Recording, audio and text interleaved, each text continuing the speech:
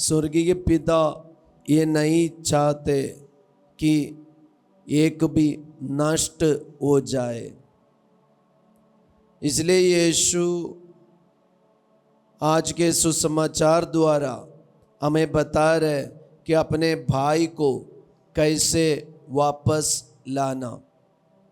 अगर तुम्हारा भाई गलत कर रहे, तुमने देख लिया, तो किसी को इसके बारे में मत बताओ।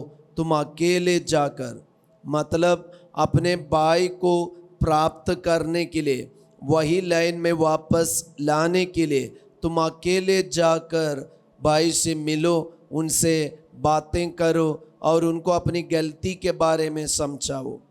अगर तुम्हारी बात नहीं सुनते तो और 2 या 3 लोगों को बताइए, जाइए बोलिए, वे आपकी बात या उनकी बात सुनेंगे। फिर भी नहीं सुनते तो कलीसिया को बताइए। मतलब यीशु हमारे सामने ऐसे एक स्टेप दे रहे, अपने भाई को, अपनी बहन को और अपने घर वाले, अपने पड़ोसी को वापस लाने के लिए। इसलिए पिता का स्वभाव यीशु हमें प्रकट करके दे रहे कि पिता का स्वभाव यही है, एक भी नष्ट न हो जाए।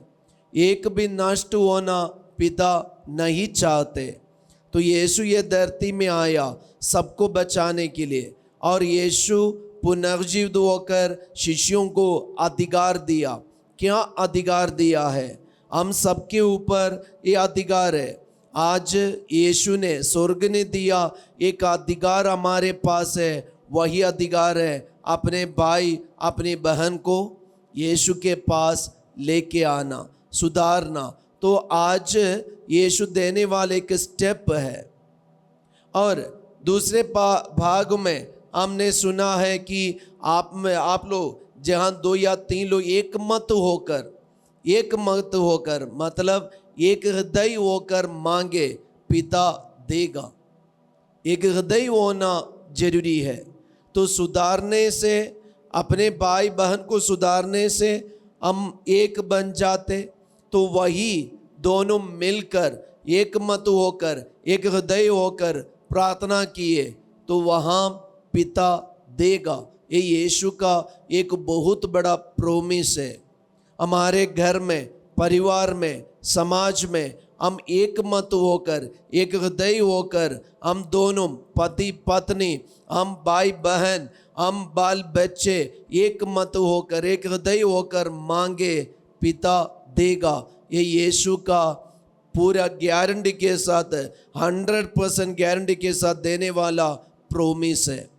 लेकिन एक ही कंडीशन है, एक ही व्यवस्था है, एक मत, एक हृदय होना। इसलिए यीशु बता रहे कि अगर तुम्हारा भाई और तुम्हारी बहन गलत कर रहे, कुछ गलती करके आपने देखा, तुम अकेले जाओ। इसके बारे में किसी को मत बोलो, जाओ अकेले जाकर। और जब तुम दोनों एक हृदय हो जाएंगे, एक मत होकर प्रार्थना करो, तुम्हारी प्रार्थना पिता सुनेंगे, आशीष देंगे।